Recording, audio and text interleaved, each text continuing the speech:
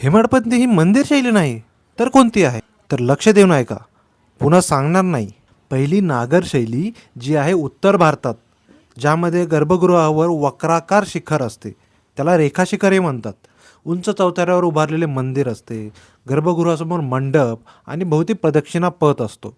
उदाहरण म्हणजे आपलं नवीन श्रीराम मंदिर अयोध्येचं. दुसरी द्राविड शैली जी आहे दक्षिण भारतात, ज्यामध्ये गर्भगृहावर पिरॅमिडसारखी पायरी रचना असते विमानाची, म्हणजे छताची.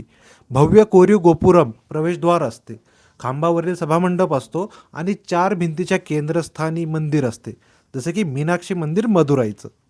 आणि तिसरी वेसर शैली जी मध्य भारतात म्हणजे आपल्या महाराष्ट्रातही आढळते, नागर आणि द्राविड शैलीचे मिश्रण.